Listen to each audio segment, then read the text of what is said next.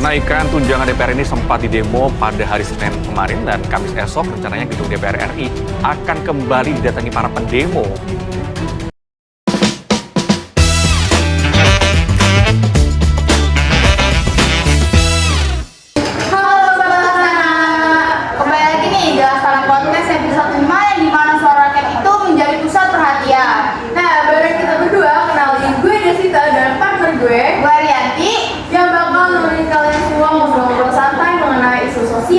Politik dan dinamika masyarakat yang lagi hangat-hangatnya nih. Nah, dan hari ini juga kita bakal bahas topik yang lagi hangat nih bulan kemarin pada bulan Agustus nih, yaitu aksi demo yang terjadi di sejumlah daerah di Indonesia, ya kan? Ya, mulai dari wilayah Jakarta, Surabaya, Makassar, terus juga banyak kan wilayah di Indonesia yang peserta dalam aksi demo. Nah, tapi tenang nih, kita nggak berdua orang nih, kita bakal kedatangan dua orang narasumber, yaitu seorang mahasiswi muda dari Universitas apa? Di mana, Muhammadiyah ya? Oke. Dan driver ojol yang ada pada dalam aksi tersebut. Nah, sekarang kita langsung aja nih sambut tamu kita yang sangat spesial yang telah hadir di tengah-tengah kita berdua.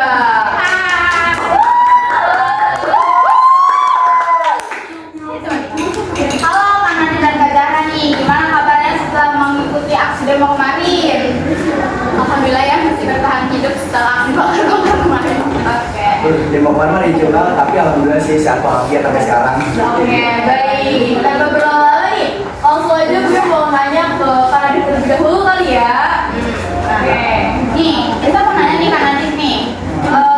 Kita kan seputar demo-demo yang kemarin nih, karena kita kan nggak sempat turunnya ke lapangan itu gitu. Boleh deh kita. Oke, kalau kita boleh tahu kenapa sih rekan-rekan ojol itu serta dalam aksi demo kemarin? Baik, jadi ojol-ojol ini kan masih termasuk ke golongan menengah ke bawah ya. Pendapatannya itu bisa dibilang harian, ya kan? Anggaplah per harinya itu tuh kita dapat satu narik itu 15.000. Kita narik itu 10 penumpang per hari itu dapat 150.000, ya kan? Nah, terus juga komunitas ojol ini kan tersebar di seluruh Indonesia. Jadi kita itu solid. Lalu kan karena ada kebijakan pemerintah yang baru nih yang benar-benar menekan kita dan benar-benar membuat kita tuh keberatan banget, ya kan? Jadi kami semua sepakat setuju untuk menyuarakan aspirasi kami untuk menggugat dari kebijakan tersebut. Oke. Emangnya kalau rekan-rekan ojol yang menyuarakan aspirasi, apakah suara aspirasi kalian akan didengar oleh pemerintah? Kadang sih bisa didengar. Pemerintah tuh kadang memanggil perwakilan dari kita ini itu untuk untuk rapat bersama di gedung DPR atau di kementerian. Mereka tuh janji untuk menampung aspirasi kita, bahkan sampai ada beberapa regulasi dari mereka yang diubah. Ini tuh bukti kalau suara kita tuh benar-benar didengar, tapi kadang sih juga nggak didengar. Walaupun didengar itu pasti perubahannya bakal lama banget. Kita minta A nih, lalu tuh malah dikasihnya B. Jadi intinya kita tuh harus terus berjuang. Kalau nggak berjuang, gimana suara kita nggak didengar? Mau gimana mau ada perubahan juga. Kalau dibandingkan waktu pertama kali jadi driver ojek online nih dengan kondisi pada saat demo, perubahan apa sih yang terjadi gitu, apalagi terutama pada segi penghasilannya? Baik, seperti yang saya bilang tadi, kita tuh anggap perharian tuh dapat 150.000 ya. Nah itu kan baru per hari. Pastinya kan kalau driver ojol itu kan pasti muter-muter ya, perlu bensin yang banyak. Anggap berarti bensin tuh 50.000. Jadi buat bersihnya itu cuma 100.000. Nah, terus rata-rata dari kita driver ojol pasti kan punya keluarga ya. Nah, gimana 100.000 itu harus dicukupin buat sehari? Nah, pasti kan juga 100 semuanya buat makan kan, pasti ada buat kebutuhan lain, apalagi anak, ya kan? Nah, ada kebijakan pemerintah yang baru ini tuh menaikkan pajak dari kita sekitar berapa persen tuh? Kurang lebih 12% yang kemarin kita ya. Nah, itu kan benar-benar lumayan tinggi banget ya kan? Dia terus dari 100.000 itu per hari, dan terus dari sebulan itu kan 300.000. 100.000 kali 30 berarti 3 juta ya, sekitar segitu kan. Nah belum pajaknya semakin tinggi, itu gimana biar apa ya penghasilan kita tuh cukup buat makan aja gitu, itu benar-benar kepepet banget. Jadi ya tinggal susah kan. Oke, terus juga perlu kita ketahui ya, gaji ojol kan udah seberapa ya kak? Ya. Terus ditambah lagi aksi demo kemarin nih, dan yang lalu terjadi di depan. Nah, menurut Kak Nadif itu penghasilan sama atau berbeda?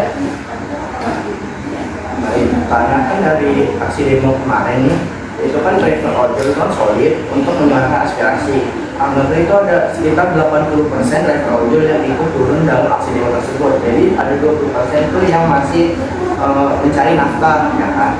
Dari yang 80% ini pasti itu mereka tuh menonaktifkan dari aplikasi ojol mereka untuk biar fokus menyuarakan aspirasi mereka. Nah terus yang 20% ini mereka masih fokus untuk mencari nafkah. Jadi kan misalnya nih demo di satu wilayah, anggaplah di DPR ya kan. Apa? Jadi kan di DPR itu kan termasuk zona merah. Nah itu jalan-jalan ditutup tuh. Jadi driver ojol tuh pasti mencari jalan alternatif. Jadi masih bisa walaupun lumayan jauh sih, tapi ya namanya mencari nafkah harus tetap digas. Ya, oke. Sekarang kita ke Kak Zahra ya, boleh nih. Nah, mungkin sama kayak dari Kak Nadif ya. Saya juga mau nanya seputar demo nih Kak. Kan menurut Kak Zahra nih, suara mahasiswa itu benar-benar didengar oleh pemerintah nggak sih ketika kita sudah melakukan aksi demo tersebut? Menurut aku isi ya kak, menurut aku tuh nggak selalu didengar gitu. Kadang sama pemerintah juga itu cuma dianggap ritual tahunan aja, jadi sama mereka juga nggak ditindaklanjutin apa gitu sama pemerintah. Nah terus sebenarnya suara mahasiswa juga tuh punya kekuatan moral, tapi tuh sekarang ini tuh sering diabaikan gitu. Contohnya tuh kayak pas 5 Agustus kemarin, nah itu tuh ada beberapa kebijakan yang berubah kan ya kak, dan ada juga yang tetap jadi kayak walaupun kita udah aksi di jalanan, turun mahasiswa beribu-ribu turun di jalanan, kalau pemerintahnya itu tetap punya apa sih namanya? Punya agenda sendiri. Jadi walaupun kita udah kayak gitu sama aja dia nggak bakalan dengerin, kita cuma dianggap angin lalu gitu. Terus juga nih kak, kan Kak Zahra sebagai mahasiswa ya, menurut Kak Zahra tuh apa sih yang seharusnya lebih diprioritaskan pemerintah dengan menaikkan tunjangan DPR? Kita kan tahu ya, DPR itu gajinya sudah sangat besar dan bahkan bisa dibilang lebih dari cukup. Terus juga sementara di Indonesia sendiri kita masih apa ya, mahasiswa itu masih sering melihat timpangan sosial dan ekonomi.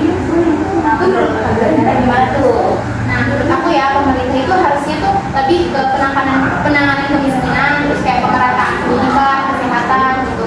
Ya kita kan tahu ya gaji DPR itu kayaknya harus diturunkan. Iya. Kayak besar banget gitu ya. Sedangkan kan kayak di pelosok-pelosok buat mereka mencari makan aja itu susah ya.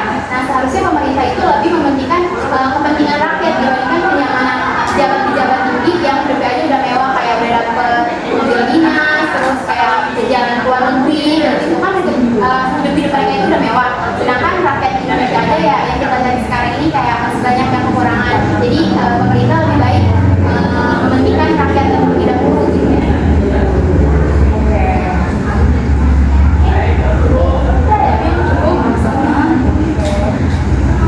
Terima kasih buat